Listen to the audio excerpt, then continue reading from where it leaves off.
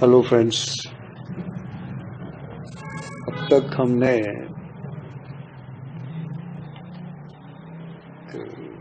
Principles discuss करे हैं। हमने एक मूवमेंट चलाया है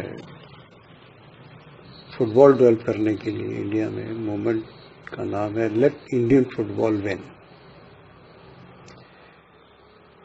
इसमें हमने फीफा के जो डायरेक्शंस देती है टाइम टू टाइम फीफा, उसके ऊपर बेस करके हमने इंडिया में कैसे डेवलप होगा वो हमने कुछ प्रिंसिपल डिस्कस किए हैं। हमने पिछली बार मैंने पिछले ऑडियो में डिस्कस किया। पहला प्रिंसिपल हमने किया soccer is for society, not soccer is society is for soccer. इसका मतलब ये है कि हमने सोसाइटी के लिए सारे काम करने हैं, सोसाइटी को ध्यान में रख के, जहाँ भी आपका क्लब है, जहाँ भी आप। दूसरा प्रिंसिपल हमने डिस्कस किया था कैच देम यंग। जितना जल्दी बच्चों को लर्निंग प्रोसेस के ऊपर डिपेंड है, जितना जल्दी बच्चे फुटबॉल ग्राउंड में आएंगे उतना अच्छा वो पोटेंशियल डेवलप करेंगे। थर्ड प्रिंसिपल था quality comes out of quantity. इसमें है कि जितने ज़्यादा बच्चे खेलने आएंगे, क्योंकि टैलेंट बायोलॉजिकल एडवांटेज कुछ बच्चों को ट्रेनिंग में आने से पहले ही होते हैं, but problem is that is 1 in thousands। तो जितने ज़्यादा बच्चे हमारे पास आएंगे तो वो टैलेंट हमें अच्छा मिलेगा। फिर हमने पिछले उसमें किया था टैलेंट स्काउटिंग का क्या आवश्यकता है, टैलेंट स्काउट फिर कैसे करेंगे। टैलेंट स्काउटिंग में हमने कहा था एज ऑफ टॉप परफॉर्मेंस होती है कि जैसे फुटबॉल में जैसे टेक्निक ओरिएंटेड गेम है, उसमें तो 16-17 साल में वर्ल्ड चैंपियन रहता है। फुटबॉल एक टैक्टिकल आल्सो गेम है टेक्निक के साथ। इसमें 23-24 साल का बच्चा है वो परफॉर्म बेस्ट करता है, अपना बेस्ट लाइफ में 23-24 साल का होता है तो करता है। तो इसलिए उसको इतना लॉन्ग टर्म ट्रेनिंग प्रोसेस में हमने डालना पड़ेगा। और उसके साथ इसीलिए टैलेंट स्काउट्स का कहा था कि टैलेंट स्काउट्स हैं जो उनको अपने जो सब्जेक्टिव जजमेंट है उसको ऑब्जेक्टिफाई करना पड़ेगा, क्योंकि उसके बच्चे के उसके रीज़न देना पड़ेगा कि क्यों इसको सिलेक्ट किया हमने। इसके लिए हमने काफ़ी डिस्कशन किया था। अब आता है कि आज हम डिस्कस करेंगे कि एक क्लब है, इंस्टीट्यूट्स है, वो कितने ढंग से स्काउटिंग कर सकता है, व्हाट आर द वेज, कैसे होगा। हमने कर लिया कितने तरीके हैं एक स्काउटिंग के, वो कर सकता है। जैसे सबसे सिंपल होता है अपने होम ग्राउंड पे आपने date, time, age, criteria, success, किस किस बच्चों के आप ट्रायल लेना चाहते हैं वो आपने मास मीडिया में आपने दे दी, और आपके जो एक्सपर्ट्स हैं वो उसको टैलेंट सेलेक्ट कर लेते हैं। दूसरा एक तरीका आता है विजिट ऑफ एक्सपर्ट्स की। आप जहाँ रहते हैं उसका जो कैचमेंट एरिया है 250-300 किलोमीटर, क्योंकि ज़्यादातर सक्सेस वही होते हैं जो ओवरनाइट जर्नी करके अपने घर पहुंच जाए, पेरेंट्स को भी कॉन्फिडेंस रहता है। तो आपका जो कैचमेंट एरिया वहाँ आपके एक्सपर्ट्स जाएं और वो वहाँ पर टैलेंट स्काउटिंग करें। तो ऑफकोर्स आपको वहाँ पर अपना कोऑर्डिनेशन बनाना पड़ेगा, वहाँ पे बच्चे इकट्ठे करने पड़ेंगे, इसके लिए प्रयास करना पड़ेगा आपके। तो पहला हुआ कि आप अपने यहाँ बुलाइए, फिर है कि अपने एक्सपर्ट्स दूसरी जगह पे भेजिए। थर्ड अप्रोच हो सकती है कि जो टूर्नामेंट्स होते हैं, आप सोचते हैं इस ग्रुप टूर्नामेंट या कोई भी टूर्नामेंट जो आपको सूटेबल लगता है कि यहाँ आपको टैलेंटेड प्लेयर्स आपके लिए बन सकते हैं, वहाँ अपने एक्सपर्ट भेज दीजिए। और ये भी होता है कई बार नेक्स्ट होता है कि कुछ सीनियर प्लेयर्स थे आपके, या कोई ये सोचता है कि अच्छा प्लेयर तो उसके रिकमेंड करता है, तो आप उसको रिकमेंडेशन को आप देखिए कि वो कर रहा है, have a trial. Senior recommend कर रहे मन किया आपने, उसमें अकेडमी भी ले ही लिया, but you can have a trial. और कई क्लब्स क्या करते हैं कि जो पॉकेट्स हैं फुटबॉल की, वहाँ अपने रीजनल स्काउट्स हायर करते हैं, अपॉइंट करते हैं अपना वे। रीजनल स्काउट क्या करते हैं, वहाँ उस लोकेलिटी में या जो आपने एरिया दिया वहाँ जो भी कोई सॉकर एक्टिविटी होती है, अकेडमीज चलती हैं, गली मोहल्ले में टूर्नामेंट होता है, उनमें ऑब्जर्व करता है और वो आपको रिपोर्ट भेजता है रीजनल स्काउट जो है। एक और बड़ा अच्छा है कि एक्सटेंशन सेंटर्स अपने खोल देते हैं। जहाँ हम सोचते हैं जहाँ रेगुलर फुटबॉल होती है आपके वेसिनिटी, क्लोज वेसिनिटी में है, तो वहाँ आप क्या करते हैं जहाँ ऑलरेडी एकेडमी चल रही है उनको आप अडॉप्ट कर लेते हैं। उनको किसी बहाने से आप विजिट करते हैं, मंथली विजिट, क्वार्टरली विजिट, और आप कुछ उनको इंसेंटिव्स देते हैं। स्पोर्ट्स इक्विपमेंट दिया, मिनिमम बिड्स हैं, बॉल्स हैं, जैसा आपका बजट है जैसा। तो ये 4-5 तरीके हैं जिससे आप टैलेंट स्काउट कर सकते हैं। टैलेंट स्काउट का सबसे बड़ा एक ये टूल है। टैलेंट स्काउट खाली इसकी इम्पोर्टेंस समझना होगा हमें। खाली कुछ प्लेयरों को चुनना नहीं है कि आज यहाँ 4 आ गए, 2 आ गए वहां से, नहीं। ये एक अपना संबंध क्रिएट करने का, लेगेसी क्रिएट करने का है उस एरिया में। इसको विरासत बोलते हैं कि वहाँ आपको ऐसा संबंध करना है कि वो बार बार आपको बुलाएं और आप वहाँ जाएं, वो क्रिएट करना है। इससे क्या होगा, आपका फैन फॉलोइंग बढ़ेगी, जिसको आप होम एंड अवे मैचेस होते हैं, वो होम में आपको क्राउड आएगा। तो स्काउटिंग इज ए वेरी, खाली इसको ये मत सोचिए कि वहाँ से प्लेयर आए कि नहीं आए, आपको वहाँ उनसे संबंध बनाने हैं जहाँ से भी फुटबॉल के हैं, ताकि वो एक लेगेसी क्रिएट हो और बार बार वहाँ से आए और आपके मैच देखने भी आए। पूरी दुनिया में फुटबॉल एक ऐसा इवेंट है जिसमें होम एंड अवे मैचेस होते हैं। बड़ा सरप्राइज है। होम एंड अवे क्यों? कि सॉकर इतना डेवलप हुआ कि वो कहते हैं यूरोप में 46-47 में स्टार्ट हो गए होम एंड अवे। इतने सारे क्लब बन गए कि भाई ये सारे कैपिटल में क्यों, लंदन में क्यों आके खेले, हम हमारे यहाँ भी मैच होने चाहिए। तो बोला हाँ भाई ठीक है। तो होम एंड अवे का एडवांटेज क्या है? वो जो टैलेंट स्काउटिंग में हमने बात करी थी, सोसाइटी कनेक्ट होती है। आप अपने होम ग्राउंड बनाते हैं, वहाँ फैसिलिटी डेवलप होती है, छोटे बच्चे वहाँ आते हैं, परिवार आता है देखने के लिए, लोकल पार्टिसिपेंट्स बढ़ता है। तो आपका फुटबॉल जो है देश के कोने कोने में फैलता है। जब होम एंड अवे मैच देखते हैं, पूरा फैमिली उठ के आ जाता है आपको सपोर्ट करने के लिए। और मेरे ख्याल इसीलिए जो होम एंड अवे मैच की जो फिलॉसफी है, इंडिया में शुरू हुई 96-97 में, जब नेशनल लीग बोलते थे। उसके बाद इसको कन्वर्ट कर दिया आई लीग में 2007-8 में। अभी इसको इंडियन सुपर लीग का नाम दे दिया।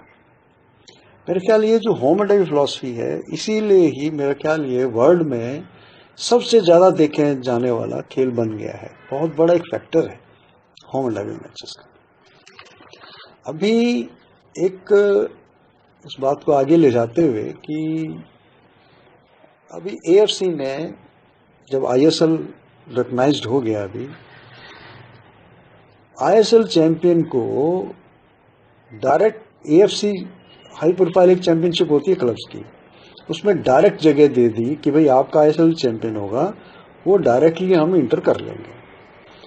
अब मजेदार बात देखिए, उसमें कंडीशन क्या लगाई है उन्होंने कि वो क्लब 27 मैच जरूर खेलेगा और 8 महीने की ड्यूरेशन रहेगी आपकी आईएसएल की।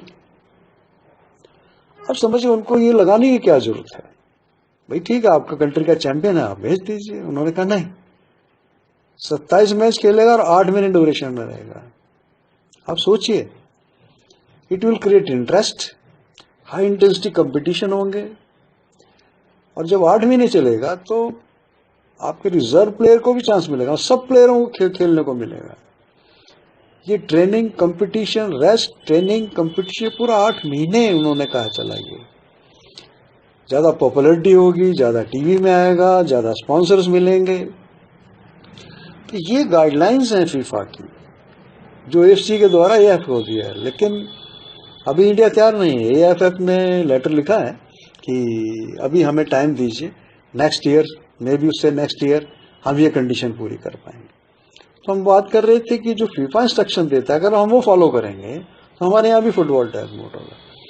पर हमारे यहाँ अभी क्या चल रहा है, आप देख लीजिए, स्टेट चैंपियनशिप है, नेशनल स्कूल हैं, कॉलेजेस हैं, या फिर जो नेशनल करा था उसमें तो फिर भी कुछ दिन लगते हैं, 8 से 10 दिन, 12 दिन।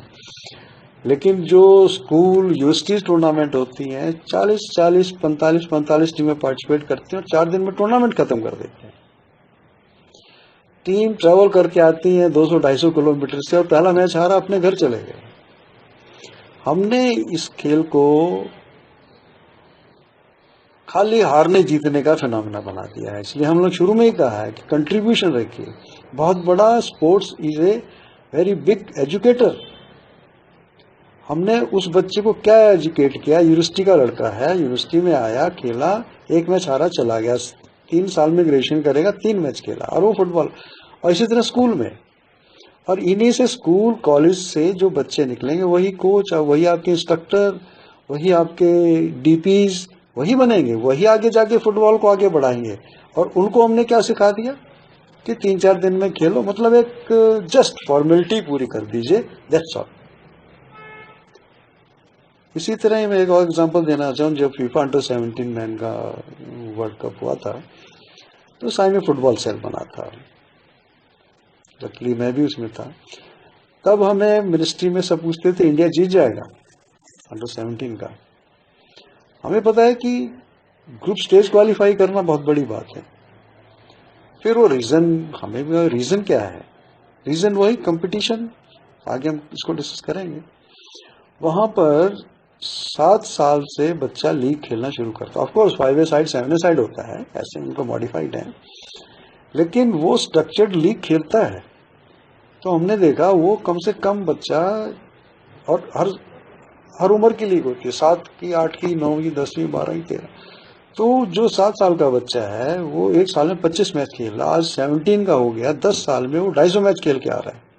और हमारे यहाँ अंडर 14 पहले चैंपियनशिप होती है, 3 खेला अपने स्कूल का, 3 स्टेट में खेला, 6 मैच, 3 नेशनल में खेल गया, 9 मैच, 10 साल में 90 मैच। तो आप ये देखिए, जो एक बच्चा दूसरे कंट्री में 250 मैच खेल के आ रहा है 17 में, और वो भी हाईली कॉम्पिटिटिव, हमारे 80-90 मैच खेल के 10 साल, मतलब हमारा तो ड्यूरेशन ही कम हो गया ट्रेनिंग का, क्योंकि 14 साल से ही शुरू हुआ, तो उस 4 साल में ही उसने खेला।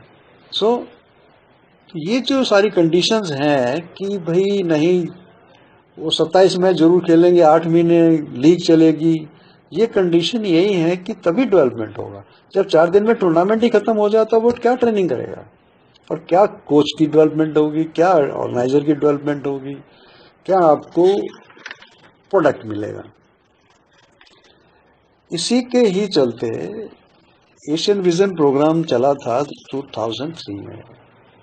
एएफसी प्रेसिडेंट आए थे बिन हम्माम, उन्होंने सारा सिस्टम देख के बहुत अच्छी बात कही थी, in India money is not a problem but where to invest is a problem.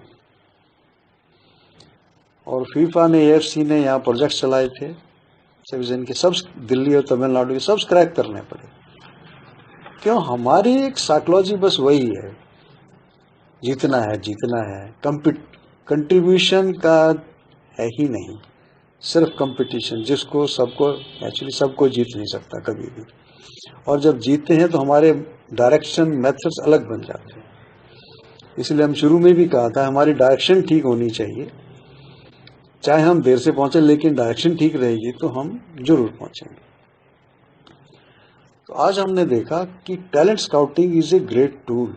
इसमें आप रेपुटेड अच्छे लगाइए जो आपके क्लब का रिप्रेजेंट करेंगे, प्लेयर अच्छे मिलेंगे, आप क्राउड अच्छा मिलेगा, सोसाइटी इन्वॉल्व हो जाएगी। जो पहला प्रिंसिपल है, soccer is for society, not society is for soccer. Talent scouting is a great tool, उसको बहुत सीरियसली लेना चाहिए, और हमें इसमें ज्यादा इन्वेस्टमेंट, वही कहा था, money is not a problem, where to invest is a problem. तो हमें इस डायरेक्शन में हमें काम करना पड़ेगा। ठीक है, चलिए, अगर आपको अच्छा लगता है तो इनको सब्सक्राइब करिए, और हम बहुत जल्दी नेक्स्ट टॉपिक और थोड़ा सा लाएंगे, और टेक्निकल होगा कि अब सेलेक्ट कर लिया एज ग्रुप ट्रेनिंग हम कैसे करेंगे। एक स्पेशल होता है, जैसे कोर्स होता है स्कूल में, 8वीं का कोर्स अलग, 9वीं का कोर्स अलग, पहली क्लास का 8वीं में नहीं पढ़ा, इस तरह कुछ फुटबॉल की भी सिलेबस है, 8 साल के बच्चे का क्या होना चाहिए, 12 से, उस पर हम लोग नेक्स्ट तय करें। Thank you, all the best.